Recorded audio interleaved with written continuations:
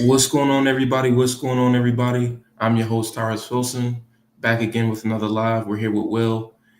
Tonight, we're going to be chopping it up with a few guests who are waiting to join. But we're going to be chopping it up tonight about the 2025 NBA Finals. I'm hyped. I'm feeling good because for the first time in a long time, we got two superstars facing off. Both have zero rings.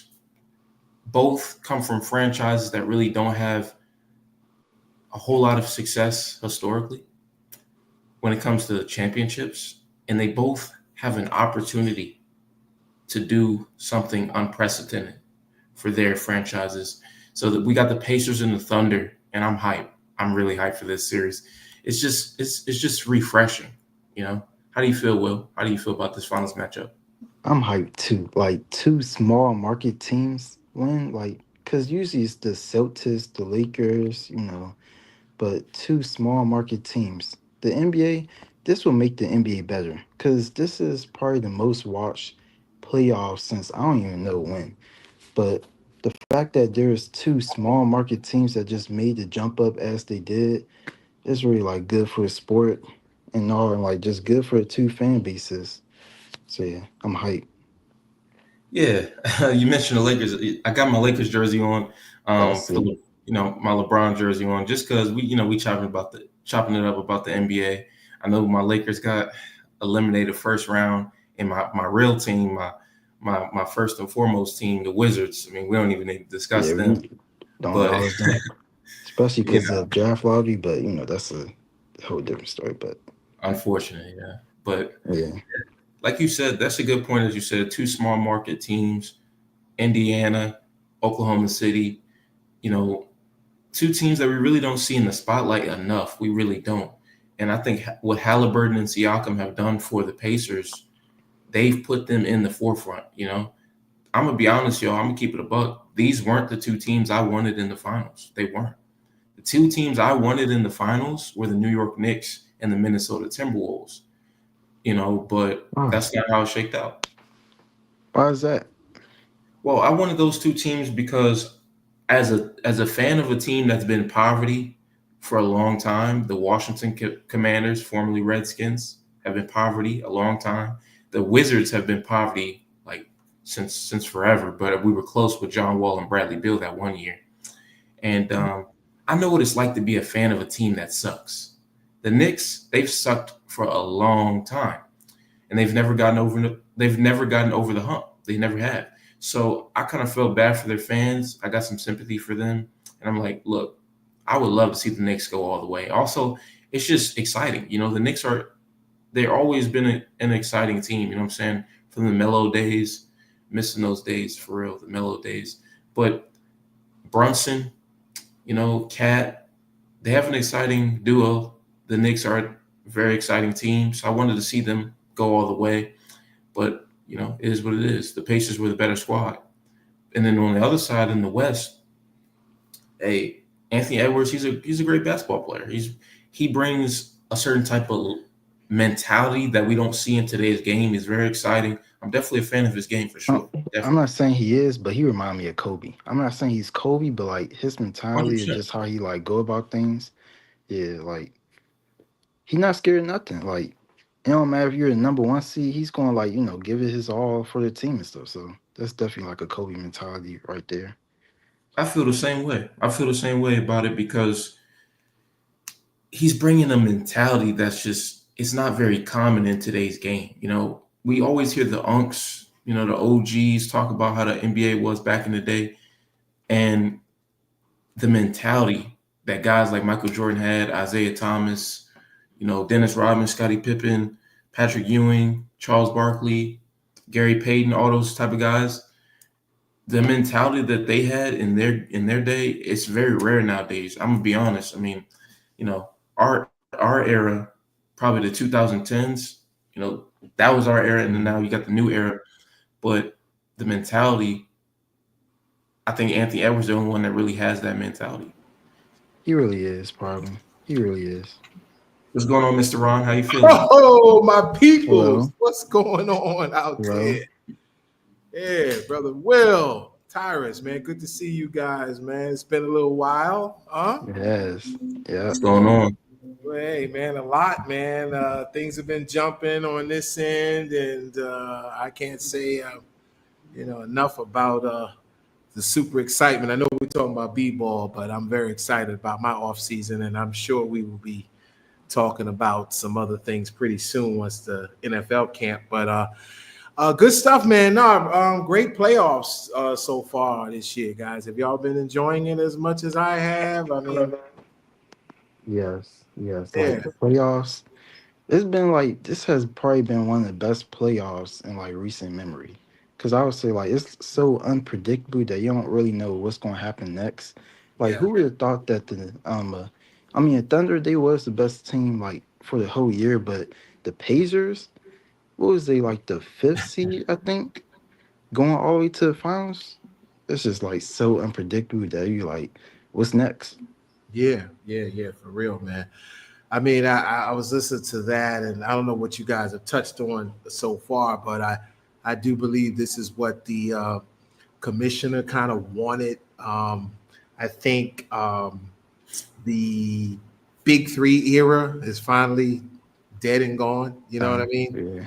And I think, and that's another conversation for another day. I think the power was in the players' hands for a few minutes. You know what I mean? Like the LeBrons and call, hey, Will, hey, Tyrus, hey, man, let's take our talents to Washington D.C. And so I think something has to be said about that, because if you guys notice, all of a sudden this big time second apron stuff then came out of nowhere, and now teams are being penalized for having 2-3 max players on their roster. Oh yeah. And I think what's happened is that the league wanted the talent to spread out, and they didn't want people like Giannis leaving Milwaukee and things like that. And so what they started doing was penalizing the big teams like the Lakers, supposedly the Lakers, the Knicks, and those types of teams, which is interesting.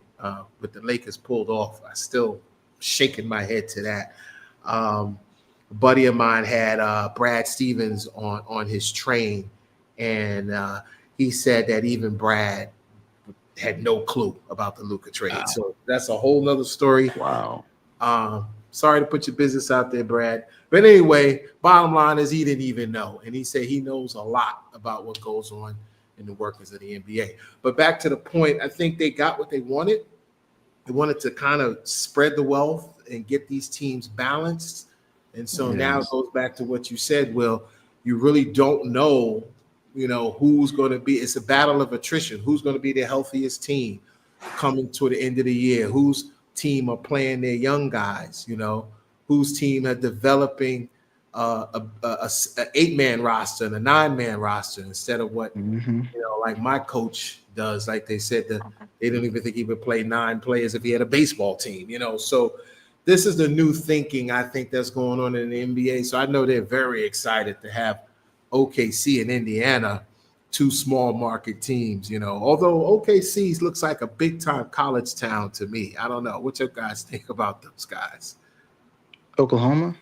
Yeah, it's like they got the same Yeah. shirts and everybody's all Yeah. excited. It's like, it's that energy that it gives like I mean, not saying that they're not a professional team, but it gives that like it really means something to them type energy that this is really all they have in that Yes. small town and stuff. So it's like these games really matter to those fans. So that's why they showing up every game, being as loud as they could be and stuff, because it's really nothing else to do in Oklahoma to me. So yeah. Yeah. This is the big one for OKC and Indiana because like y'all were saying, it's a very small market, and both of those teams they haven't really won anything really. If we think about it, they haven't really won the big one. For OKC, their franchise, it goes back to the Sonics, Supersonics. So Yeah. really, neither one of them have really won anything. So we're about to see history. We're about to see history. It's funny that you say that, because now that you got me thinking. At one time, everybody thought that this team would probably win 2 or 3 championships. Now, remember that we're talking about a team that had James Harden, Hall of Mhm. Famer, Yes, sir. Mhm. KD, Hall of Famer, and Russell Westbrook, who will eventually be a Hall of Famer. So you got 3 Hall of Fame guys, and for some reason or another, that team didn't win a championship. And I'm still scratching my head trying to figure that out. And big LeBron kudos. James. That's Yeah, all I can say. LeBron James. kudos to Got the their general team. manager, Presti, of that team. I mean, you think about what he had to deal with, right? When he lost all of those guys, like that's crazy. You know what I mean? I know how Cleveland Yeah. felt when they lost LeBron, like it was the end of the world, as they should felt that way. But at least he came back and won one with him. You know what I mean? It's wild. Yeah, it just shows that when you got a good front office, good franchise, you can turn it around quickly.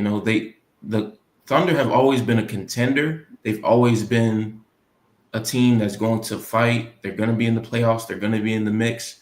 And when it was time for them to move on from that big three, and it was Russ's time, and then when it was time to move on from Russ, they found a way to just, hey, we're going to rebuild this, but we're going to do it quickly, and we're going to find a way. And that's what they did. Trading for Shea, getting rid of Paul George, they chose the approach of, hey, we're going to build for the future, because if we build for the future, it's going to be more sustainable. Instead of having the let's go all in on winning right now, they said, hey, we're going to get the young guys in, and we're going to build. And I think that was the right approach. No, I do too. And I remember when Chris Paul went to that team. A lot of people don't remember how subtle it was. Chris Paul I goes to remember this it. team back in 2019, 2020. Very, very young roster. There was a gentleman on that roster by the name of Shea Gilgeous-Alexander, who Chris Paul poured everything into him, as we say, the point god himself, poured into him. He said him and Paul are still close to this day. And took that team to the playoffs. And they were a bunch of kids. Now they ended up getting knocked out, but Yeah, that was the look at bubble year. the value that playoff run did for them back in 2020. And here they are, what, 4 years later, they were back last year, and now here they are in the NBA Finals. I mean, I would take that deal any day of the week if I could get that. You know what I'm saying? I think that's amazing when I think about that. And you said something that was key, that Paul George trade. They got Jay Will, who's probably a perennial all-star now, in that trade as well. 3 first-round picks, which is giving them like, I think, 11 or 12 picks they got over the next 4 or 5 years.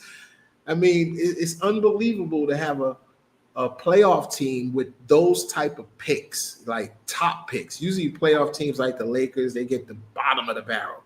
But not them. They got like top tier picks for the next 5, 6, 7, 8 years. It's amazing what this guy Presti has done. I haven't seen anything like it.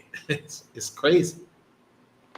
He really is remarkable because he take the team over when they was like still the Supersonics, and he been like their general manager ever since. Like that that lineage has barely happened in this sport, because like you have a general manager for a good amount of years, he probably like leave for some reason, probably Yeah, like goes to some other type position, but being in the same position for now what, like 18 years, he basically grew up with the team at that point that's right. because he's still young. Like Yeah. it's remarkable what he being able to do over the long standard of time with them. Like, And there's the bar drop, guys. Will just dropped the bar. Everybody's not going to necessarily play football or basketball, but you can be young, get into yeah. sports management, get into GM. It's Hmm. a lot out there, guys. I'm telling you, guys, especially all my young guys.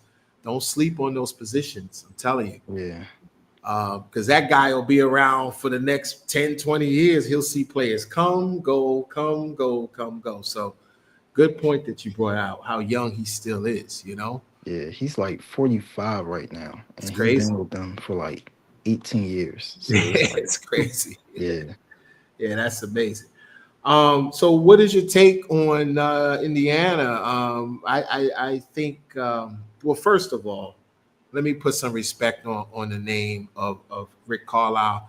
I go back further than you guys, so I can kind of bridge the gap. I remember when Rick Carlisle played on a team with a legendary player in Virginia called Ralph Sampson. And so he plays with the great Ralph Sampson. Then he gets into the NBA and he ends up on the great Boston Celtics team with Bird, McHale, and Parrish, and Dennis Johnson, and all those guys, right? And so, you know, if you look at him and all the stuff he's been through, and it wasn't the best player in the world.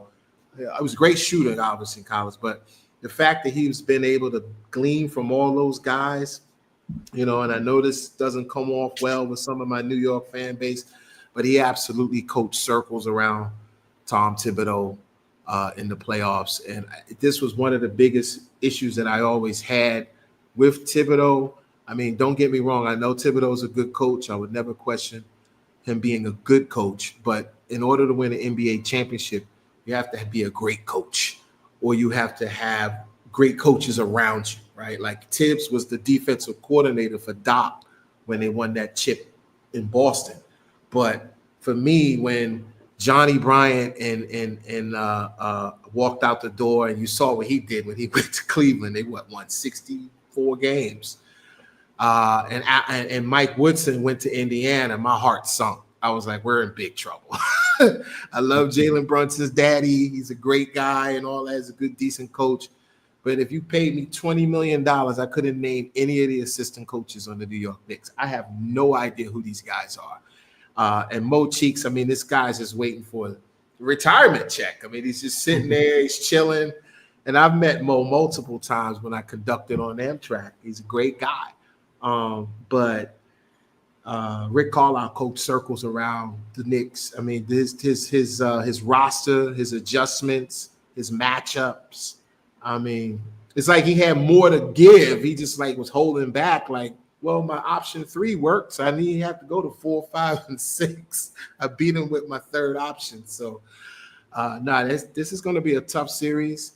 The way he prepares his players and the way he's going to analyze this team in Oklahoma, although they don't have many weaknesses in Oklahoma, to be honest with you. So I don't know what he's going to find. But whatever he finds, if it's just a slither, he's going to utilize it to his advantage. So I don't see it at this time how they can really beat these guys, especially with OKC having a home court advantage.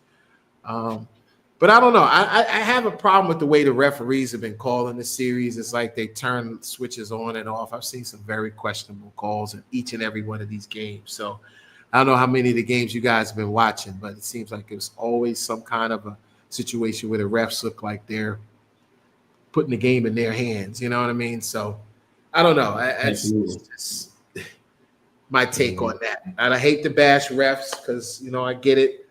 But when you see a guy standing in front of a guy and you see a foul and then they go to the videotape and the video camera shows the ref literally right there and then they go, okay, well, reverse the call. I'm asking myself, what is this guy doing? Was he just was he taking selfies? I mean, what was he doing? No, what's your job at that point? Like, I don't know. But at the end of the day, I think they'll let these guys just play. I think now it's just let them play. You got perennial all-stars on both sides. Let it go. And in that case, usually will favor the home team, you know, in my personal opinion.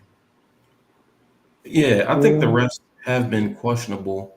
And the whole talk of the, NBA playoffs right now has been, SGA. He won MVP, but a lot of people are like, the refs are giving him a lot of calls. They kind of shake. Play. They just like he won MVP, so we gonna let him have his little, time of fame, But this is how they treat all new players coming into the league when they like start coming up and stuff. This is, LeBron did his whole career, so he get exception. But every new player is like when they first get into the playoffs and they like start going crazy, the ref and basically the NBA just want them to just like go crazy because they know that player is going to draw them a bunch of views, money and stuff.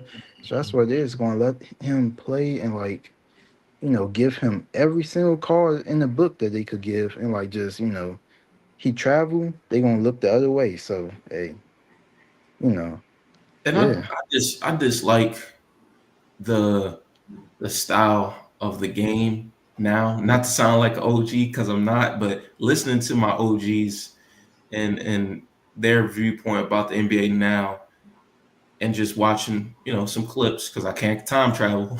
I can't time travel, but watching the clips, watching, documentaries like The Last Dance, I 1000% have changed my perspective because a few years ago I'd be like, no, the NBA is not soft, but I'll be honest, it really is in a lot of ways because oh yeah, comparing how the NBA was like on the outside looking in, how it was in the 90s and the 80s, I like that style of basketball a little bit better because I feel like with the slightest things, it's a blown whistle, it's a foul. I just love to see the guys just play basketball and like contact should not always be a foul. Like if it's egregious, make it a foul.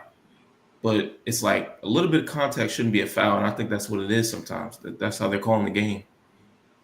yeah. I do agree because well, I would say this, the NBA has definitely like evolved in many ways and stuff because the players now, they're way better than the 80s, 90s and stuff. So the game was definitely a lot more physical, but other aspects of the game also changed over time too. So while the game probably was more physical and probably more entertaining to watch because of it back then, the players has definitely like, now shooting half court shots regularly and stuff and just like a bunch more other stuff that's like, okay, this party is more entertaining now than it was then. So yeah. Well, let's look back to the Popovich years. You guys still remember that when Duncan was in the NBA, right? And then Yeah. everybody started getting pissed off back when Kawhi Leonard and them were there. And remember the big games on NBC, the national televised games, and there was a lot of players that weren't playing, and it got to the point where a lot of players, and you guys know now, you go to these games. I mean, the nosebleed tickets are like $300, $400, Yeah. right? Can you imagine? Yeah. You guys are on spring break, you saved up all this money to get down there to see LeBron, and he's not playing because he's hurt. You know, Load you management. don't want to hear that. You know what I mean? And so this was what I think was happening. And so I think the NBA started to protect their brand, right? Because now that the game is starting to get on a national level, and now you got all these new stars coming up. So I do believe there's something to be said about protecting the health of the superstars. So the one foul, like you said, egregious, which I love that word because those fouls, the ones that make me sick to my stomach, I call it the Kawhi Leonard foul. When you come down and the guy's got his foot under you on a 3-point shot, and you come down on that ankle and it's gone. And me and my cousin, we go back and forth, and you guys probably can tell me better, and I know Jalen does. What is this thing with the low-cut tennis shoes nowadays? I mean, we didn't wear those like back in the 80s and 90s. It was 3/4 or all the way up. You might be And I on something. don't know. I mean, I'm sure y'all are rapping. I wouldn't even know myself. Like probably the style, but other than that, I don't really know myself. You know something, Mr. Ron? I was thinking about something the other day, not specifically about the shoes, but you brought up a very good point. I was just thinking about how, like, okay, it's always been an 82 game season, even going back to the Jordan days in the 90s and the 80s. But you notice now more than ever, we got better medicine to help the players. We got better doctors who are improving, and still. Yeah. Still, with that being said, even with the fact that the rules are different, now the game is protecting the players from injuries and it's less physical, but players are more injured. It That makes no doesn't even sense. make any sense. I don't The understand. players got, softer. That's the real main fact of it. They I mean, just got Michael softer Jordan, over he time. played 82 games his last season. He played all 82 games. It's amazing that you say that because they call our fan base the minute police because everybody on our fan base is pissed off that Thibodeau plays his guys 40 minutes. And it goes back to what you said. He's like, no. And I have to confess, I have never seen OG Ojinobi come into camp in the shape that he's come in this year. He's never played any more than 50 games ever in his career. This year, I think he played like 60, almost 70 games. And so I guess there is something to what you're saying. Are these guys softer? Potentially. Now they're worried about themselves, or they, more concerned. Is it the tennis shoe? And you're right. Sports medicine's improvements over the years has been phenomenal. I had a guy say that Bernard King had gotten hurt. Now he probably would have never been traded to the Wizards. The Knicks would have kept him. But now they don't even open the knee up. They go through with these small little pins, and surgery's done. Right, and it's over with. So to your point, I think a lot of it has to do with the protection of the players. But you're right, they're still getting hurt. Let's be honest. The Cleveland Cavaliers picked the worst time in the world. The Garland with the big toe, and Donovan with the ankle, and then, Mobley gets hurt. And then you walk in there, and Indiana just steps over your corpse and keeps on going. They did that to us last year. Brunson breaks his hand. Josh Hart's oblique. Obi's elbow, or whatever he had going on. Julius Randle's his shoulder comes out of the socket. I mean, you can't make this stuff up. So I don't know what's going on with that, but I will say that I do know the NBA is making a conscious effort to protect these stars. So you can barely look at them, and I remember the Jordan years, the early years of Jordan. And then once Jordan became a brand name, then, you couldn't touch him. You couldn't touch him. I mean, you could, but you were going to get the call. So for the take I have now, I think the players are better because they're better, in my opinion, prepared for what's going on in the NBA. I see kids on YouTube and Instagram dribbling balls behind their backs, do cones. These kids can barely even talk. So the training and all that stuff, superior to what it was back in that generation. Because remember, only a few people really thought that they would ever play basketball in those days. Everybody was like, I'll never make it. I'm going to college. I'm going to do this and I'm going to do that. Now, everybody's going to be a basketball star. Start training the kids from knee high, and so it's a totally different era for basketball. But I'll ask you guys this. What do you think about the Anthony Edwards thing? I know we talk about Indiana and OKC. I think it's kind of unfair that they're trying to push him out there so fast. So you guys, how you feel about that? About Anthony Edwards? Yeah, it's like they're trying to push him out to be the next Jordan. Oh. The guy's only 22, 23 years old. I don't understand why, what that's all about. My opinion, I absolutely love it. I think it's awesome. I think that it's awesome that they're trying to make that comparison. Now we know Michael Jordan is Michael Jordan. We already know that. Right. But for my generation, we never really got to experience Michael Jordan. So the whole narrative of trying to give our generation our own version of Michael Jordan, obviously is as close as you can get. You can't really get there. But Anthony Edwards, just strictly basketball, because he has a lot of off the court drama, but strictly basketball, I like it. I like him being like the next face of the league. LeBron's about to retire. Yeah. And it's so many stars. It's really hard to determine who's really the face. Right. But I like him. I like him being the face. Yeah, I mean, what do you think, Will? I mean, can he handle that type of pressure? Or he looks like he can. At least I think he can. I say he can, because to be fair, I agree with Tyler said. There's so many faces of the NBA now that it's hard to pick which one's the face.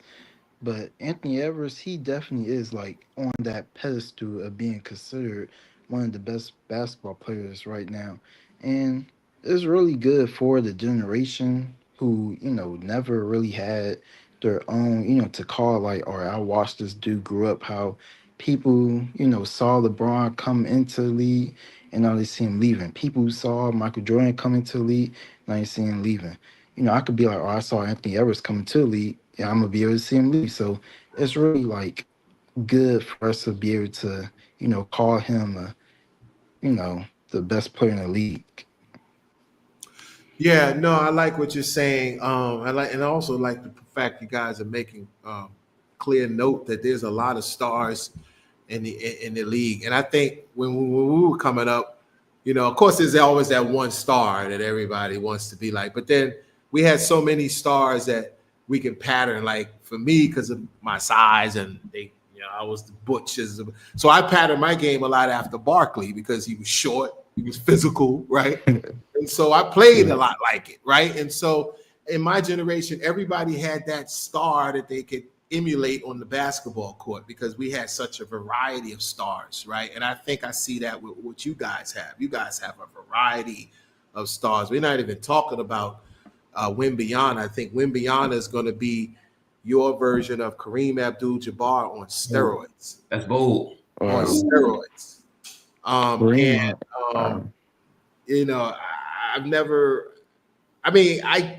Looking at Kareem's talent when I seen him play high school basketball, that's how Wembanyama looks playing against NBA guys. Yeah. It's ridiculous. So I see you guys have very solid, great young guys coming up in the league. And it's exciting for the NBA. I think the NBA is salivating financially right now. And I think they love the fact that I will say one thing that's going back to my generation, I believe your generation is doing. In my generation, it was like it is now. You had teams, TEAMS. You had teams. So when Jordan came into the NBA, he came into that team concept. That's why it took him so long to win his chip, because you had the Celtics, the Bucks, the Lakers, the Pistons. All these were teams like Indiana and OKC. They didn't leave each other. They stayed together, until they were, old, and then they broke up. And so Michael had a hard time beating those guys because it was 1 through 4, 1 through 5. You know what I mean? And then, of course, he built his team, and eventually, he took over. I have a conversation for that for another day. I'm one of the few people that challenged Jordan's supremacy, because when Jordan hit the height of his supremacy, the NBA decided, like it is now, that it wants to expand, right? So now the NBA is expanding because they want to expand into the European market, right? That's why you see all these stars from Canada like Shea and RJ and all these guys, Canadian guys, and the best player in the league coming from Serbia and all that type of stuff. Yeah. They love that. Yeah, they love that. The Gasol brothers started that trend. Now you got Giannis from Greece. So now the NBA is finally getting that international money that they really, really, really wanted. But the question is, though, with what you just said, and this is difficult, I don't know, but can a foreign player be the face of the NBA? Because I say yes. Like Jokic, you say yes? Okay. Jokic is a star. He's a superstar, future Hall of Famer. Giannis, same thing. Yeah, look at Luka too. Victor. SJ just took it. But hey, Tatum, Ant, I feel like they're a lot of people are like, hey, we want an American-born face of the league. I don't know. I don't know about Tatum. Well, that's on. This is on you guys' hands. You guys are going to be the generation of international stars. This is what they wanted way back in 1992 when they did that dream team. They wanted to make basketball a global conglomeration. And so at that time, of course, they were so far away. So they would take guys that were decent basketball players, because there was no WNBA really. There was none of that. It was CBA. It wasn't like now the G League. So if you didn't make it into the NBA, you would go to Israel and play, Italy and play. They'd pay you a boatload of money. And while those American players was over there in the 80s and the 90s, the evolution started. You know what I mean? And you see what Marbury did when he went over to China and how he invested all of that equity over there. So now you guys are in the generation. You guys are going to be dealing with this generation of seeing the American, the foreigner, the American. You know what I mean? It's going to go back and forth, I think, because now with the training and the access that they have, it's like, what kind of secrets can we keep away from the foreign player? I don't know how you do it. They're watching you. seeing everything you're doing and patterning your training, I don't know. It's going to be tough, you know. But for sense of pride, you know, I think it motivates the American athlete to really push them, you know. And I think that's probably why LeBron is like, man, I might have to play a couple more years. Wembanyama might catch me, man, in like 20, 18 years, you know. Yeah. It's frightening. It is. Well, whoever the next face of the league is, I feel like it has to be somebody who's, good on the court and then clean background off the court too. So Yeah. I've even heard discussions where with Anthony Edwards, that's going to be difficult. It's going to be difficult. They already is. I'm not aware of what's going on with him outside of the basketball. I didn't really, because Ja Morant has been stealing all those headlines. What has Edwards' situation been off the court? It's just mostly things with his children, baby mothers, that type of stuff. But we know he's really good player. And then recently, the talk with Anthony Edwards was when I guess former President Obama had met with some of the Olympic players, and I guess Anthony Edwards was just like not really rocking with some of the things he was saying. It didn't get too personal or nothing, but I guess people took it as him being disrespectful when former President Obama was saying like, you're not there yet, but you're coming up, and Anthony Edwards was like, hey, stand down. I'm really that dude. I'm him right now. So I guess when people are from different areas, they got different demeanors, how they talk, and it's just like, I didn't take it as something that was super disrespectful, but I could understand someone thinking that. So, no, that's wild. I don't know how that got past me. That is. I mean, and I was just thinking about Zion. What a loss we have from him. I mean, I was so excited about him when he came in the league. So you're right. That's be next Charles Barkley. No question, absolutely. No question about it. When I see him, I exactly see Chuck Barkley all the way around. And Barkley was a wild dude, but he played basketball. You know what I mean? Yeah. And I don't know what these guys, they don't realize till it's too late. Some of them. Yeah. I think Edwards will be fine though. Sometimes it takes a punch, in the stomach, get you back down to earth. So. With Morant, I'm not 100% sure, but I can tell you one thing for sure. The NBA is very pleased with a figure like Shai Gilgeous because, he's very low key. He's always putting his teammates in he's a team guy. And you're right. You don't hear much of anything off the court at all. So it's going to be very interesting with that. My take on the game, I think, again, I'm hoping the game goes 7 games. I'm thinking it should, just literally on the strength of Rick Carlisle's coaching acumen. I believe it would. But again, the one thing about Halliburton to me, outside of everybody else, is that sometimes he disappears. So he cannot afford to do a disappearing act in this series. Obviously, the Knicks didn't make him pay for it like they could have. It's going to be very interesting to see his demeanor in this series now that he's going up against another young star. It's going to be very interesting. I think when you look at the benches, that's going to be a very interesting thing as well. Both benches are very, very strong and productive, and both teams lean heavily on their benches. So it's going to be very interesting, to say the least. I got to go with the best team in the league in Shai Gilgeous' team, only because they're two bigs, I believe, are the difference in this series. I was devastated when we lost Hartenstein to them. I knew that we were going to be in big trouble without him. The one thing that you noticed in the series against Indiana is that Karl Anthony Towns on multiple occasions got caught with his hand in the cookie jar with cheesily idiotic fouls. not being in position, not yelling out the mismatches and the picks. As a center is supposed to be the anchor of the defense. And so I knew we were going to be in big trouble when we got him. I just don't understand why we didn't pay Hartenstein. I know that the cap was a little funky. But I think with him there anchoring that defense, it's going to be tough to beat them. So my take is I think I got OKC in 7. OKC in 7. In my opinion, I agree.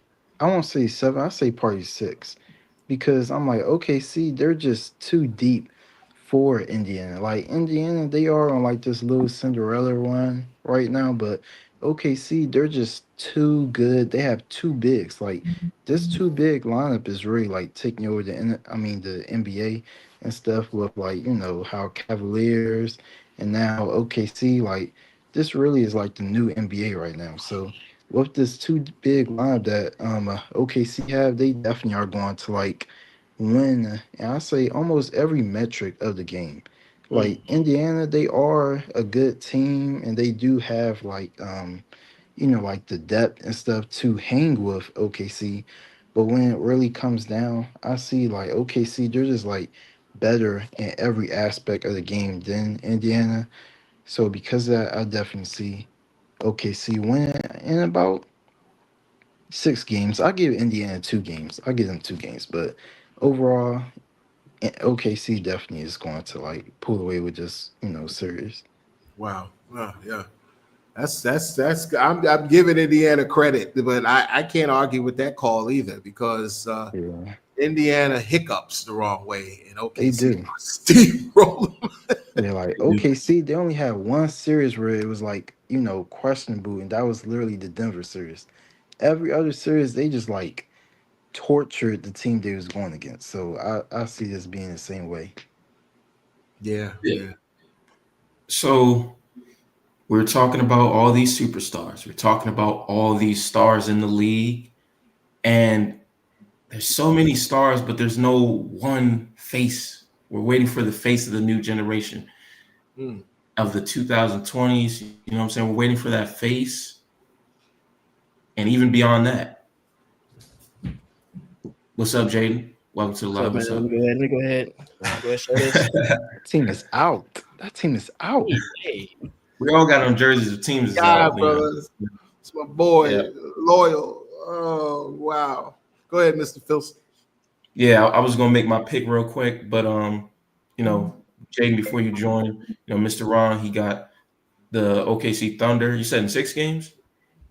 I went 7, man. I gave him the benefit of the doubt, Got you. Yeah, I won 6 games. Yeah. Okay, William so wasn't my pick. so generous. My pick, I'm gonna go for the OKC Thunder in 6 games. I think that we were talking about all these superstars in the NBA right now, but we're still looking for the next face, And I think that it's gonna come down to somebody going out there and going and taking it. And I think SGA has decided he's the one that's gonna go take it. He just won an MVP. If you win MVP and you win a Finals championship and you win Finals MVP, I think that you're the star now. Jason Tatum, he's a star. He couldn't do that. Luka's a star. He couldn't do that. There's so many stars that are in the league, but if he can win MVP, the NBA Finals, and Finals MVP, he's the face of the league. We can't debate Like that. how He's the many face of times the did league. that happen? Like it's like rare when that happens. Like only like the LeBron status, probably Steph Curry, Yeah. Michael Jordan, Dirk yeah, did it. Kobe. But you could do that. You're definitely, I would say, the face of the league. So I agree. Absolutely. I mean, at the end of the day, technically, once he went, if he wins the NBA championship, he's gonna be the face of the league. I mean, especially if he's a major part of it, which we can't see that he's not gonna be. I haven't seen. To his one game, I mean, that 40-point, I don't know what happened to them in that game. That 40-point implosion that happened with the Timberwolves. But even then, he was still balling, it just didn't have enough support. So, I think it's tough and because of the quiet nature of him, he's not the braggadocious and the flamboyant type of basketball player that some people like to brag about and like as their MVP. But I mean, you can't deny the way he goes about that business. I mean, the guy is absolutely standing on his business, and he's done it against all the elite players and the elite team. So, I'm one of those guys who say when you go through the best to get it, you got to give it to him, when you go through the best. Yeah, I agree. Yeah. Jaden, what's your thoughts, man? What's your picks, predictions? How you feeling? I do have the Thunder, but it's going to be challenging. Indiana, they play with so much pace. Rick Carlisle's already a champion. And they do have they can match up well. They have the defenders to match up against the Thunder. Only thing is the Thunder is so tall, 2 7-footers. Yeah. On the Big same man lineup. and you got so much defenders over there. The shortest person in the starting line, I think, is 6'5" in the shade. So it's gonna be tough. Halliburton definitely has to come play. He has to score. That's the Absolutely. only way they can win if Halliburton is scoring. Absolutely. Siakam, he did his thing as well. So they just got to show up for 48 minutes for 7 games if they want to have a chance to win. And this man Shea is 6'6". Oh, Wow. So the shortest person. Wow, that's crazy. I think the shortest person on the roster is Alex Caruso. He's 6'4". Wow. Yeah, he probably is about 6'4". Wow. Hey, rebounds is the key to winning. Got to get rebounds. And Hartenstein, I know Hartenstein very well when he was on my team last year. We were just talking about that before you got on. I was devastated when we lost him. I saw about 15 wins in a playoff series walk right out the door when he left. Yeah, Hartenstein's so underrated. Yeah. I think it's the Thunder's chip to lose. We'll see. Yeah. We're gonna see. Jaden, I do want to get your perspective about who do you think the next face of the league is going to be? Because we were talking about how, each era of the NBA has had a face of the league, or at least like two or three. You know what I'm saying? 80s Magic and Bird, 90s Michael Jordan, 2000s you had Kobe, Shaq, Tim Duncan, and then LeBron, Curry, Kevin Durant, that era. Now we're entering a new era, and we're trying to figure out who's going to be the face though. There's several superstars and several stars, but who's your pick to be the face? And does it have to be an American-born player, or is it the first time we're ever going to see a foreign face of the league? For me, I think it's between Anthony Edwards and Victor Wembanyama. I would say Anthony Edwards because he's just so charismatic. He reminds everybody of Jordan. He just has that calm and fierce nature about him. And Wemby, he's a freak of nature. I do not see it being Shea. Shea, he's kind of on the older side. I think he's at 26, going on 27. I mean, Shea is a great player. Shea young. I mean, but Anthony Edwards and Wemby, they even younger.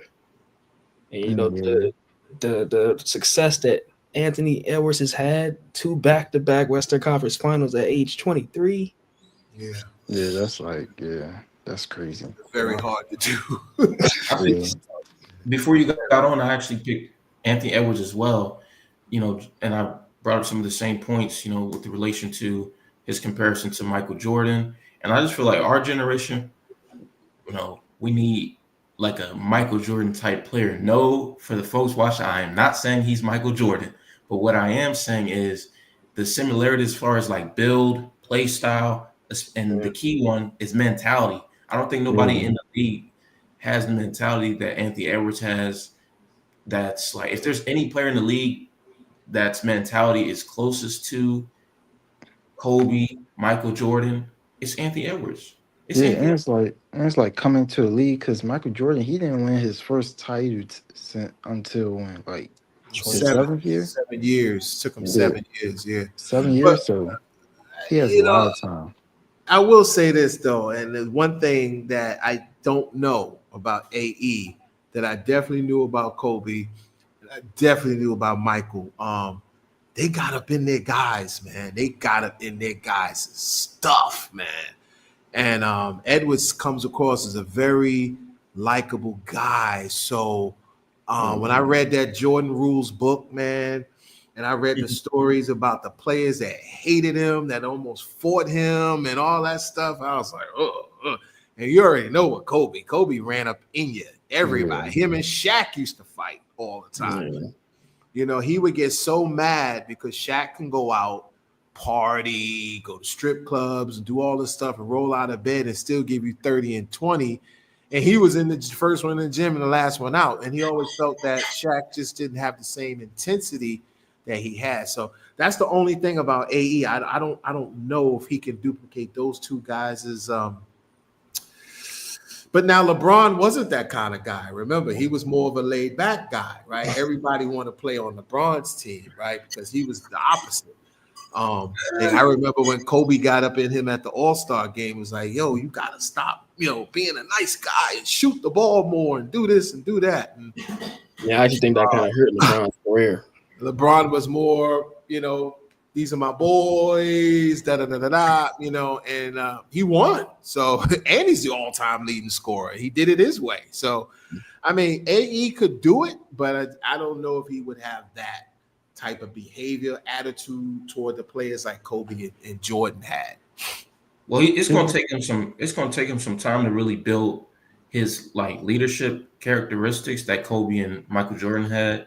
Yeah, for it's sure. Going to take him some time, but once he gets around to maturing a bit, I think that he can develop that. He'll never be what they were as leaders, but he can develop his own leadership qualities. Right. Well, as he becomes more of the senior guy on the team, and now you got the other, guys coming in behind him, maybe that'll give him that. Okay, now, I can't talk to Juju like that. This guy has been in the league for 12, 11 years, So maybe that could be it. So we'll see. It's going to be interesting to watch. It definitely will be. Definitely. I think time will tell, but I'm going to stick with my pick. I think Ant could be the next face of the league, and I'm going to stick with my NBA Finals pick. OKC, 6 games. I got SGA winning Finals MVP, putting himself in the forefront as the face of the league for now. Let me ask you a question. So if SGA wins this ring, he's an MVP. Obviously, if he wins the ring, he's going to be Finals MVP. Does this put him over some other guys like a James Harden or all time? Yeah. No. Yeah. To me, it doesn't. I'm still I would taking. say it do. I would say it do. A ring and I'm seeing winning those. Finals MVP puts you over some greats that No. See, I'm not gonna do that because I've seen the comparisons already. Because I believe the last guard who won MVP was who? James Harden. I dislike the comparisons completely. I don't even want to compare those two. James Harden was a whole nother beast in Houston, a whole nother beast. He really was. He was, but he was one game away from beating arguably the greatest team that's ever been created. I mean, he blew a lead. I think he was up 2. He was up 2 games. He blew the lead. I mean, people like to say Chris Paul got hurt, but that's a factor. I'm just saying, the NBA is all about ring culture. Okay, so is he better than Russell Westbrook all time? He wins a ring. No, he's not. No. I would say he is. Russell Westbrook averaged a triple-double for 4 seasons. This dude, Shea, averaged 30 points a year back-to-back years, and now has a finals. There's a lot of guys that average 30+ in back-to-back years. I mean, Bradley Beal led the league in scoring. But winning MVP too, though, winning MVP plus a final in the same year. How many times does that happen? This may be bold, but I'm gonna say it. If SGA wins the finals this year, he won MVP. I got him winning the finals. I got him winning finals MVP. Even if he does that, he's still not a top 2 Thunder all time. I'm still taking Kevin Durant and Russ over him. Now, for the Thunder and their franchise, I put him above James Harden, of course, during that franchise. But nah, man, he's not all time. He's not better than KD. He's not better than Russ. He's not better than James Harden. I don't All time? know. As a I would Thunder, say he probably like As a as if we're Thunder- talking about only as Thunders. He's not Like even not all time. He's not even better than Kyrie Irving. I'm taking okay. Now Kyrie. that's pushing it. That's pushing it. Oh no, That's that's pushing it right there. no, he's better than Kyrie. He's better than It's Kyrie He's because different Kyrie definitely was eras, the better than man. number one Kyrie. option. Kyrie was It's number different one eras. option on a championship team. He was a Kyrie, he was a, he he was was the a number one one B. option. Like He one was a time, one B that team option. won like 18 games. I mean, he was You one. see who I got on my jersey right now. This is LeBron James, right? But I'm a LeBron James fan. But I'll tell you, on the Cavs, LeBron was 1A, Kyrie was 1B. There doesn't It need to was be. like He's 1B. 1-2. I guess, but that was still Bron's team. That's Shay's team.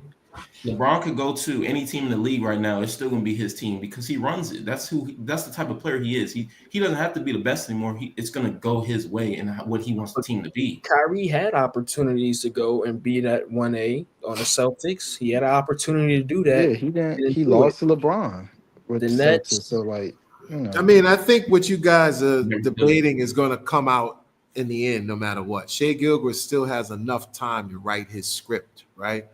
But if you say right now, yeah, of course, Russell and KD, I would take over him right now. But all he's got to do is win another championship, and he'll be catapulted himself. It'll be hard not to look at a guy that's averaging a lot of points and doesn't win. Like the problem we have with Harden, I think you have the same problem we had with T-Mac back in his day. Kobe will say T-Mac was one of the hardest players he ever to deal with and Vince, but they never won. So that's why we don't really look at them unless we see some old YouTube videos of them, and then we're like, oh my God, they were really that good? Yeah, they were. But Kobe was winning championships, so you didn't pay attention. Not only that, but Harden has a disappearing problem. In the playoffs, he doesn't Yeah. show up. He has he's a like Lamar big Jackson in the true. playoffs. Yeah, he did the Lamar. I don't think that's the same. Shots but- fired. Anyway, yeah. But yeah, he's ghost. He's like ghost town, and I don't understand why. Maybe because there's so much energy that he takes to get there. And that could be a debate for another time. But the guys that are able to do it and win are always going to be your pedestal guys. And then the second pedestal guys are the guys that can do it consistently for a long period of time. This is why everybody is so up in the air with D Rose. Like Jalen's like, put him in there. I'm like, yeah, he's had like 5 greatest years of anybody I've ever seen. But are we going to treat him like Terrell Davis with the Broncos? I don't know. Mr. Ron, Jalen is hilarious because I just try to tell him, his 2 favorite players, D Rose and Kobe. Of course, Kobe is his favorite, and D Rose. I'll give you the Kobe. Kobe proved himself over time. D-Rose is. I don't think he's a Hall of Famer. He's not. Who, D Rose? You robbing people D. that Rose put is the not work Hall of in. Fame. To throw him in there after 5 solid years, it seems unfair to guys that Like- played 10 years. You know, I mean, he's the Like, Basketball skip Hall of Fame, so you got to take his 2 gold medals into consideration as well.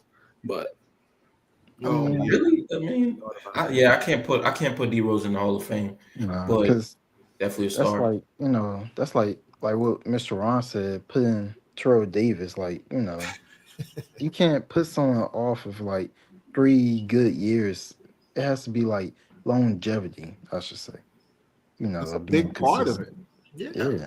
so then Odell Beckham Jr. won't be a Hall of Famer then. No. Who's that? Odell OBJ. Beckham. Oh, No. yeah. I don't know. That's a I tough, say no. one. With his off the field issues and all that stuff, I say no. Yeah. Yeah, it's hard, man. And now you guys, and I'm glad I got you all on the line here. And this is the one thing I am concerned with. So my generation, guys took threes, but they didn't dare take the amount of threes that they're taking now. And so where my concern is, are you putting guys in lagging the Hall of Fame that Y'all got hear me? big numbers? Oh, can you hear me? I'll repeat that. Sorry. I'm sorry. Are you putting guys in the Hall of Famers that got big time numbers, big scoring averages? Are we considering the fact that guys in the 80s and the 90s didn't take as many 3-point shots? So are we considering that we may have a guy, when you look at him, he has these numbers, and I'm going to use a guy that y'all can relate to. Let's say James Harden or KD, and you're like, I remember when Harden played. I was young when KD played. I remember that. Now you got some guy that comes out when you're in your 40s, and he hits all these threes, and now you're trying to explain to this younger generation that he's really not as good as Harden was or as good as this guy was because he's taking way more threes. They didn't shoot that many threes. How do you balance that act with stats versus bona fide great player? I say probably efficiency, to be fair. Like if he's more efficient than James Harden, then okay, he probably could be considered better. But James Harden is more efficient with his like percentages and stuff, then you like, okay, he probably did shoot more threes, but James Harden is still better. Like I got, tape and stuff, like just the way he shot the ball, it was like nobody could guard him. He literally looked untouchable. So it just depends on that type matter to see if he's better or, if James Harden better, I say. My Yeah. I like that answer. That's a great answer. I didn't even think about the efficiency. That has a lot to do with it. You're right. Yeah. That is a great conversation. I missed his take. What did he say? Oh, we were talking about comparing players of different eras, especially when you got the three-pointer involved. It's just a different game now. But I do think that's a great conversation. Even when we have the GOAT debate, I kind of teeter-totter between who I think is the GOAT. I can't really decide. But when you look at what Jordan's done, that man scored 36 points a game in his season on 2 threes a game. Like, that dude was crazy. Why you lying to these people saying you go back and forth? We all know your pick is Jordan, man. We know your pick is Jordan. I mean, I didn't see Jordan, but I seen LeBron. So I kind of pick. It depends who I'm talking to. I kind of teeter-totter between it because it's a really tough debate. But see, to me, it's not in a sense because Will just gave me the ammunition I needed.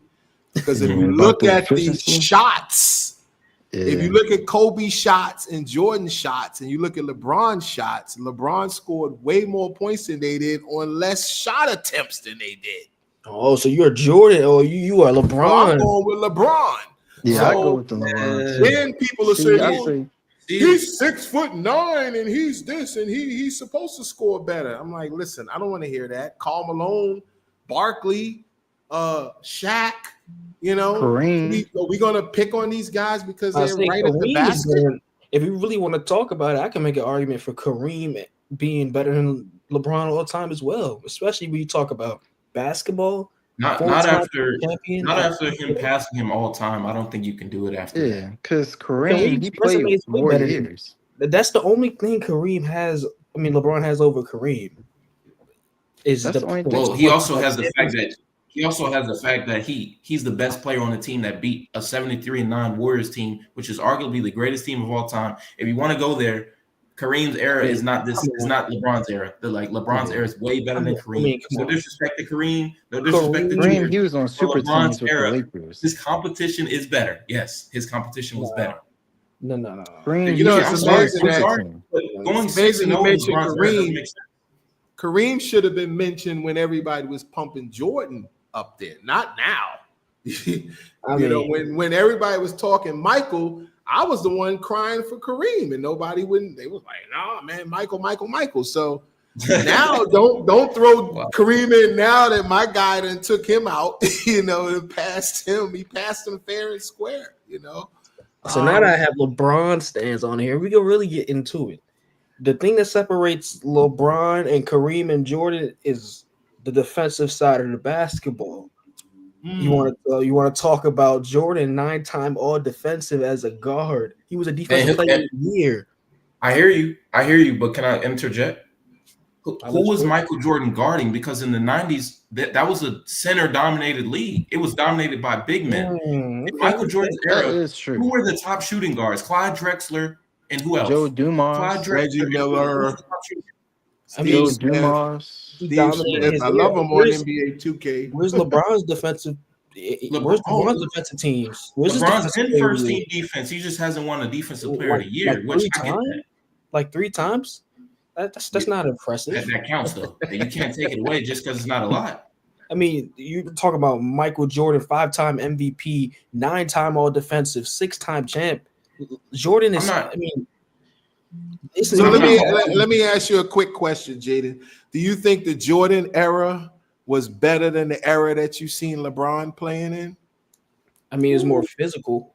It's That's not the definitely more question. better. Is it better? Ooh, that's not the question. I The mean, question is it better? When you Yes think or about no? watching the league that LeBron came up in and you watch the league that Jordan came up in, do you feel that Jordan's era was better when you were like, man, it was superstars falling out of the woodwork when Michael played? Or do you feel like it was superstars falling out the woodwork when LeBron played? The fact that he's sitting down for this question.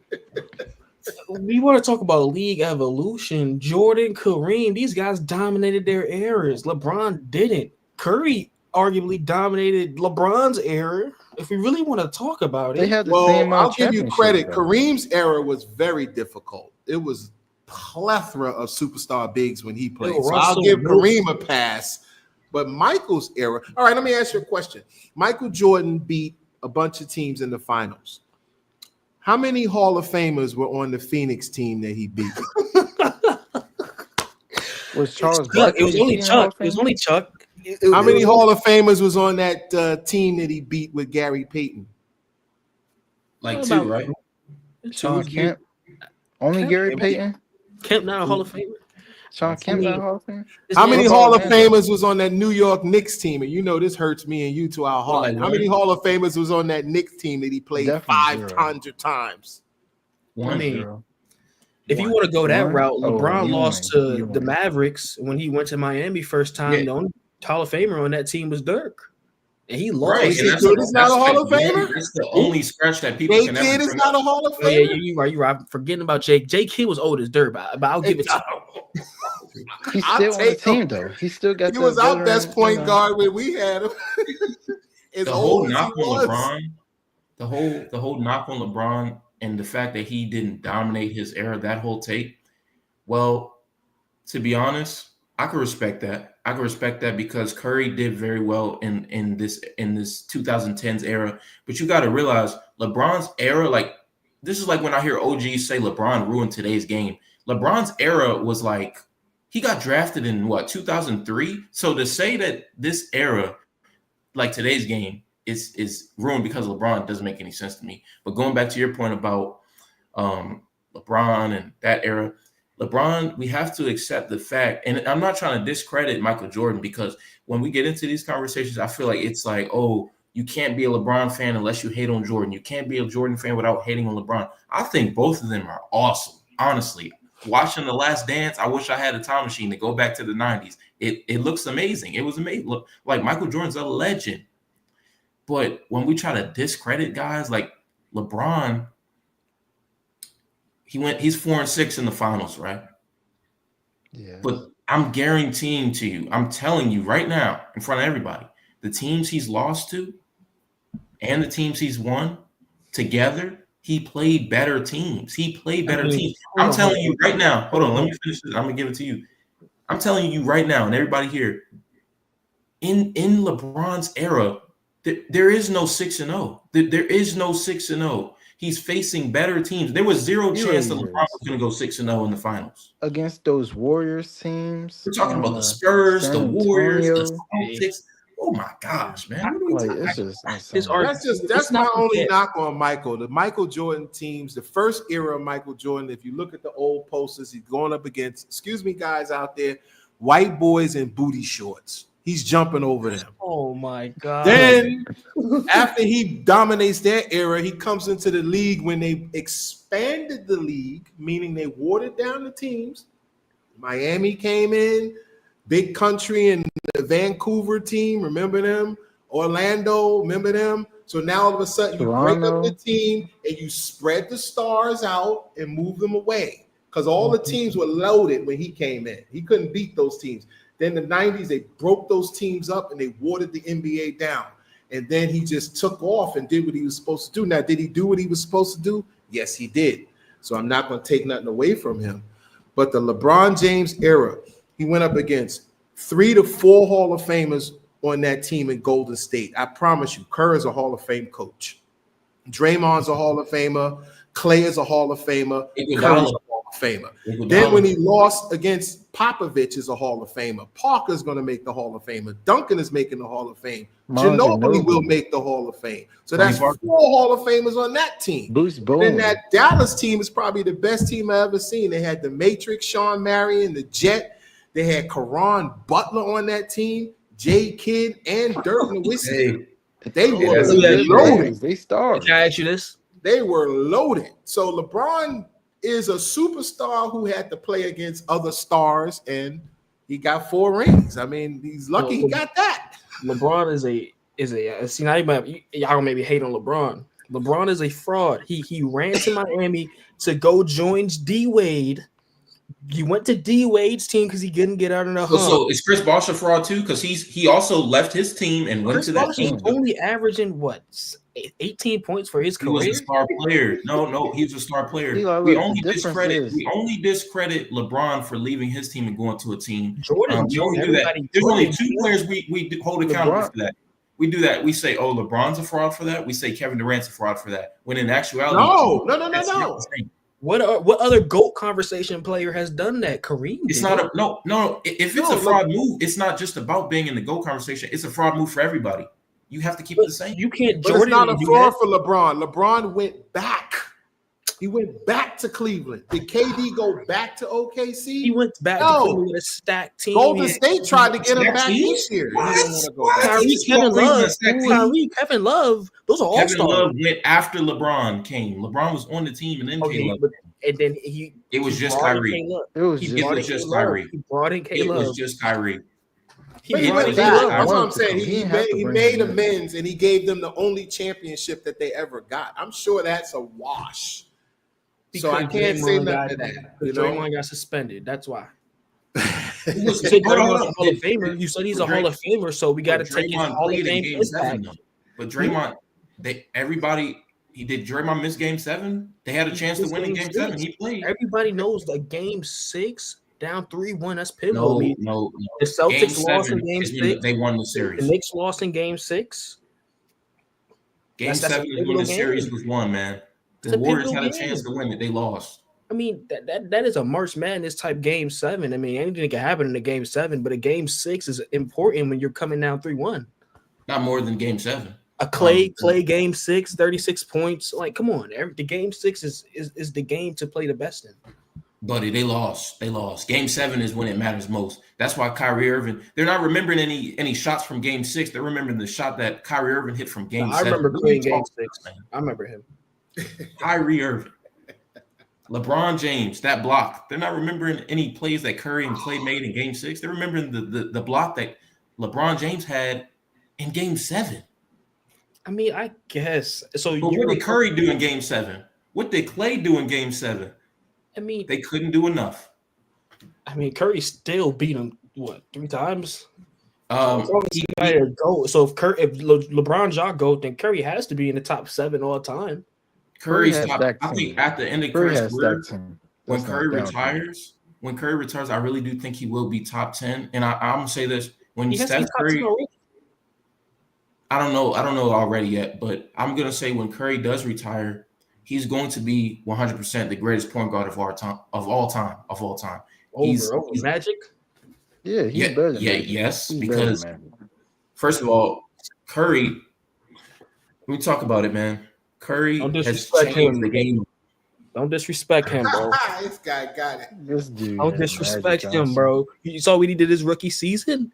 Curry's never done that. And see, I think you guys are making me really. Magic's never won an undisputed MVP. You guys are making me really realize that the eras are tough because of the way these guys are utilized. Because Magic was never asked to do what Curry was told to do. Curry was to score. Magic was make sure everybody else eats, and then if we need you, break glass in case of emergency. So And he's a it's three-time just MVP tough doing it. to compare. You know what I'm saying? But He's a as three-time far MVP. as Curry is one of the greatest players In a worse league. He was Yeah. in a worse league. I'm sorry. No, It's the no, worst. no. It's not as That competitive. league back then with all those all-time greats Magic was playing against. I mean, come on. Lakers Celtics era. That's what the era was called. The Lakers and Celtics era, not the You had Lakers other Celtics killers, Suns. though. You had killers all over the league.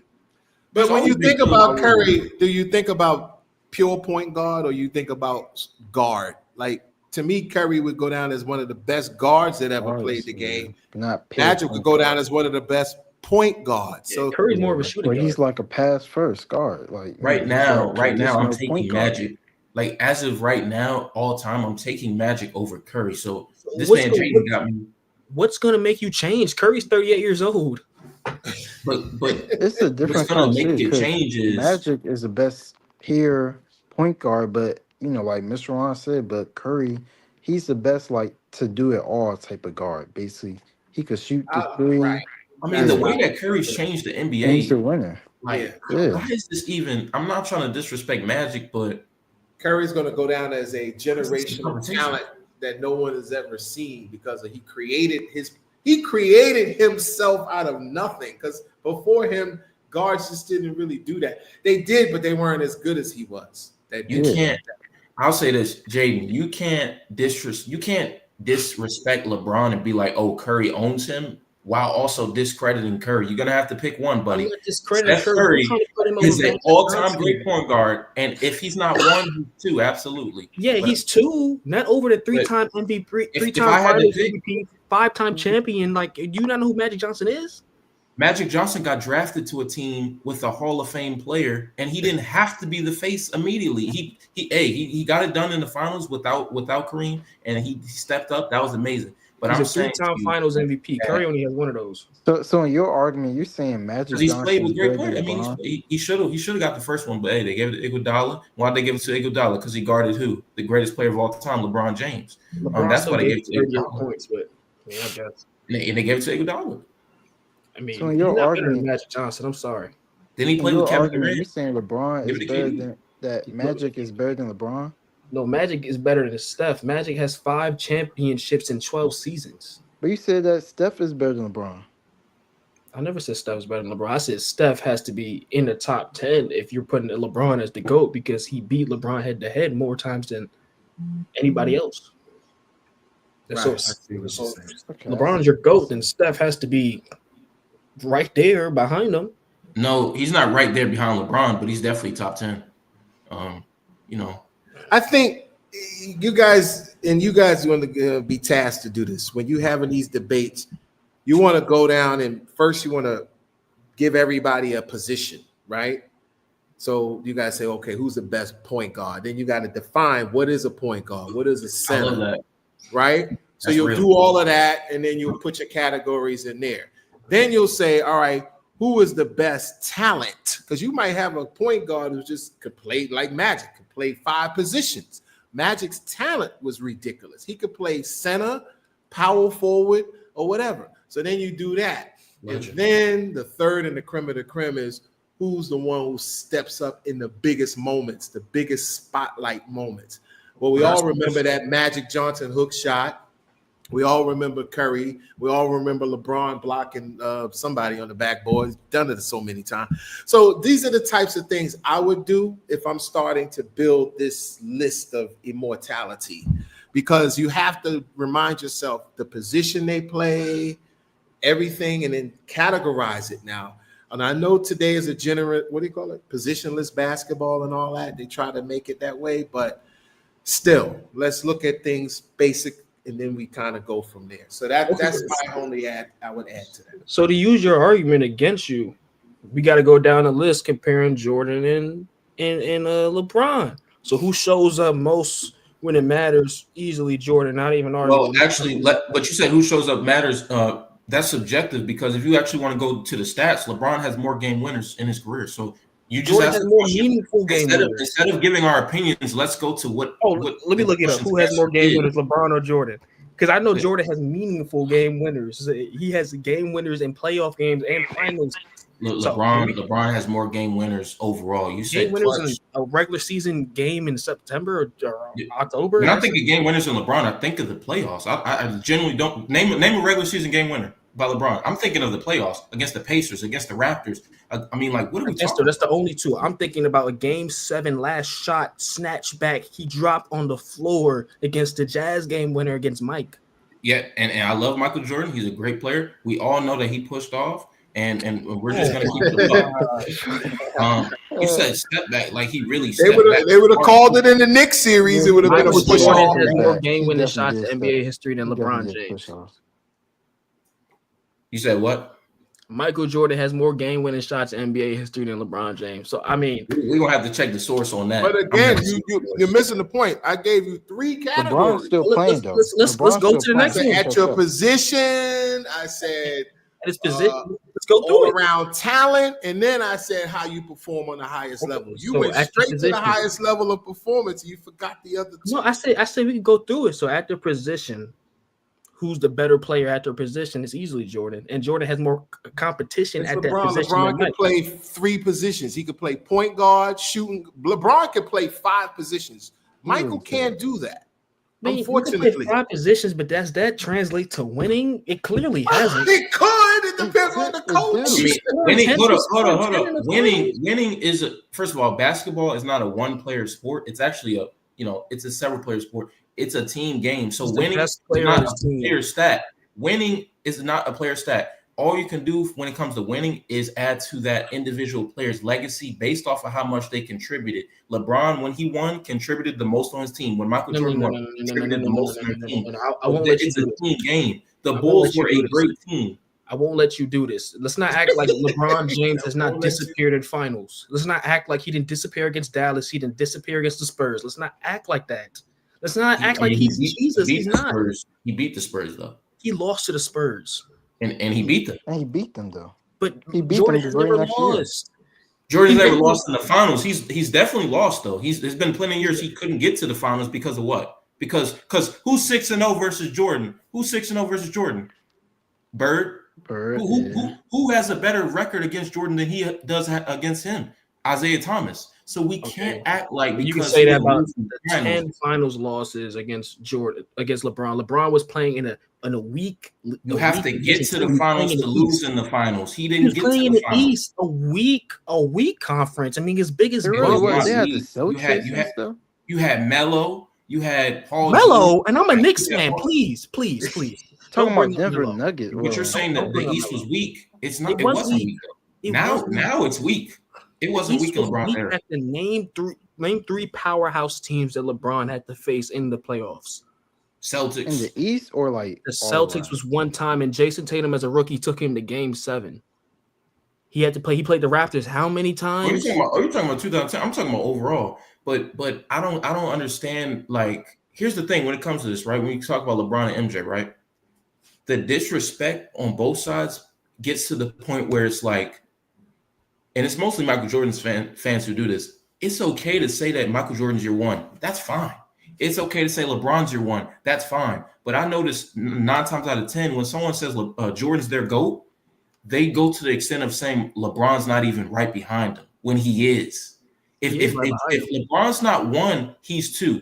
And if he's not 2, he's 1. After that, I'm not taking it. LeBron's either 1 or 2. Kareem Abdul-Jabbar, man. Kareem, I respect that too. But for me personally, I'm taking LeBron over Kareem. I mean, I'm not mad at that.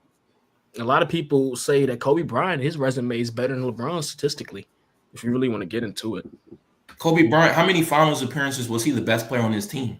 Since we're talking about the finals and 6-0 and 4, so how many finals was Kobe Bryant the best player on his team? Probably only 1. No, not 1, like 3. 3, okay. Well, LeBron was the best player on his finals teams every time he went. Even when he lost, he was the best player in the finals. He lost a lot of time, though. I mean, he lost 6 times. Yeah, and all 6 finals, he was the best player on the team. He still went to it. All 6 finals, he was the best player. But we just said the East was weak. The West was not weak when Kobe played. The East was not weak when Jordan played. So the East was weak. You see LeBron is in the West right now. He hasn't missed the finals since Disney. He won the finals though. What you're saying since Disney that they won the finals. He won in the How West. many years ago? Holy. It doesn't, but he won in the West though. You're discrediting the bubble, but if anybody else had won it, if the Heat had won it, oh, that's amazing. Jimmy Butler got a ring, but LeBron wins the finals. Oh, it's a bubble championship. It's basketball. I'm not Just because the fans weren't there doesn't change the fact that he's got a ball. We do got to take it into consideration that the bubble was what the bubble was. We're seeing how much impact fans have. Before LeBron won the bubble, I didn't hear these takes. Before he won it, I didn't hear. Let's take into account how this affects the championship. I didn't hear if the Nuggets had won. I wouldn't have heard. Well, it's the bubble championship. I didn't hear that. We have to take into consideration how much the bubble impacted the game of basketball. We have to do that. We cannot sit here and ignore that the bubble was a pure NBA basketball. It wasn't. It was literally just basketball. It was basketball. It was if just anything, basketball without the fans. Instead of going by our opinions, right? Let's look up the players who have said how difficult it was. Paul George. Let's go to Paul George is a fraud. We can't use him as his opinion. If it's so easy, why did players struggle then? If it's so easy. I mean, this is my suggestion, and I'll say this to say this, and I don't have much time left. I got to make a move, but I think the arguments are going to always be hard to make for a few reasons. And just listening to you guys as you all were speaking, I'm thinking, wow, he's right about that. But then you can say this about this and that. And that's what I always am going to see. So if you make it in its most simplest form, and all of us, we've played basketball and we've played sports. The first thing I used to think about when I was going up against another guy and certain guys I played against, I was like, golly, man, this guy is, I can't really, I have nothing to say about his game, right? So I try to think about that. What do the peers say that had to guard Michael, right? They say he was unguardable, right? The same thing they say with LeBron. It was like, he's so big, he's so strong. What are you going to do with him? So that's a wash. Then you have to look at the era. We talked about that over and over. That's going to be debated from here to the cows come home. Was that era as good with the expansion teams? Personally, me, unfortunately, I'm biased. I don't think so. When you expand the teams and you spread talent around, it's not the same as playing against a stacked team. Jordan experienced both worlds. When he came in the league, he had to play against a stacked Boston team. Couldn't beat them. Stacked Pistons teams, stacked Bucks teams, wasn't beating those guys. When the team spread out, guys started moving talent around, it was a totally different story. And it seems like when LeBron played, it was just the opposite. Now you had all these teams that he's going up against. These loaded teams like Dallas, these loaded teams like Golden State, these loaded teams like the Spurs. He's on the other side of that coin. Now he's playing against teams that's stacked, and he's trying to crack through, even though he had a big three, that bench was pathetic in Miami. I mean, where was that second unit? They was playing them guys like 38, 40-something minutes a night, like Tom Thibodeau style. They had no bench. Shane Battier, like, what are we talking about? Don't disrespect Shane. But they were top heavy because they had to pour all that money into those guys. So they couldn't really bring in no real quality players. Shane, you're right, he was a solid player. But my point is that this era argument is going to be very difficult to have unless you just look at it from a standpoint and say, all right, let's just cut to the chase. Let's look at the competition that these guys went up against. And I know this is kind of like before your generation, but when a lot of people used to ask me, why did I always pick Muhammad Ali over Mike Tyson? Because Mike Tyson, ironically, Mike, came up in the era where the heavyweight division was not that great, right? It was okay, but it wasn't really that great. And he just steamrolled everybody. While he's steamrolling everybody in boxing, Jordan steamrolling everybody in basketball. In the Muhammad Ali era, every champion that Muhammad Ali beat literally could have been a champion in this generation. And I'm talking about they could have held it. Foreman could have held the belt for 10 years in this generation. Frazier, 10 years. Norton, 10 years. And so the fact that Muhammad beat better competition is why I always put him over Mike, even though I know Mike was a great fighter. With Jordan, he was a great player. I'm not taking nothing away from him. I just question the people that he had to go up against. No disrespect, Steve Smith. Love you. Love Joe Dumars. I love Reggie Miller. I get it. Y'all are great players, but y'all ain't Kobe. Y'all ain't T-Mac. Y'all ain't Vince Carter's. Y'all are not Dwayne Wade's. Y'all are not Carmelo Anthony's. Y'all are none of those guys that LeBron James had to go against. Y'all are not KD. Y'all are not Curry's. Y'all are not those guys. Reggie Miller is okay. He's a great player, but he ain't Kevin Durant. He ain't not Steph even close. Not even close. No. So you're saying you're the only reason why you're putting LeBron over Jordan is because LeBron's had competition. He's played some of the greatest players that you've ever seen play the game of basketball.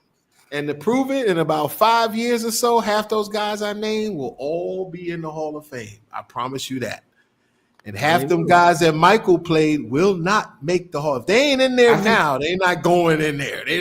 They're not going to say, okay, Steve Smith, come on in. Okay, Sean Kemp, come on. Steve Smith was cold, though. What's the guy? Kevin Johnson, Thunder Dan Marley. Y'all ain't in there, bro. You know what I gathered?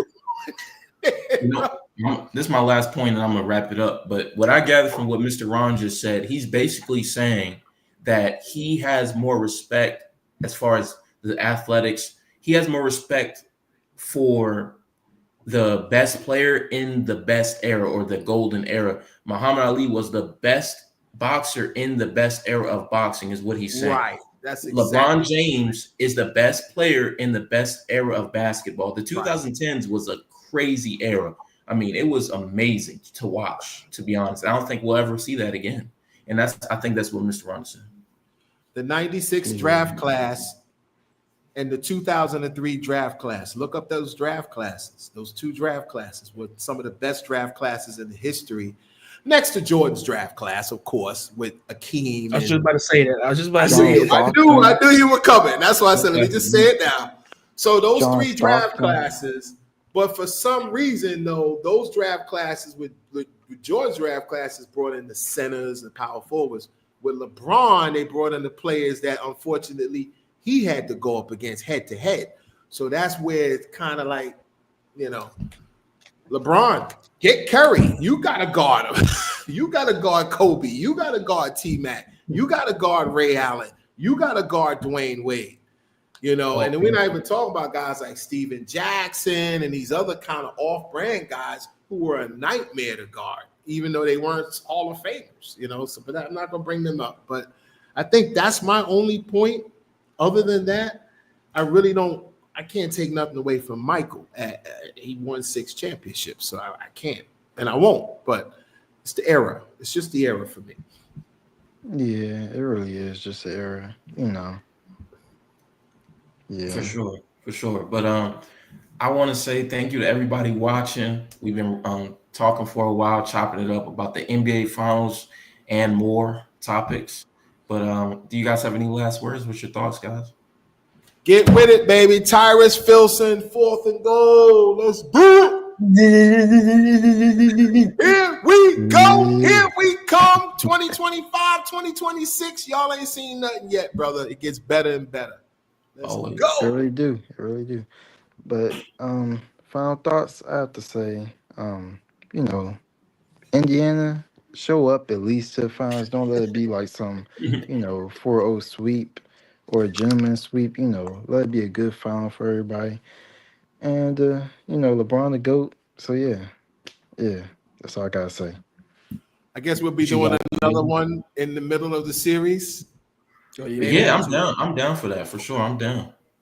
See if we're halfway right about our predictions. Yeah, we'll see. Yeah. Jaden? Always. Pleasure, gentlemen.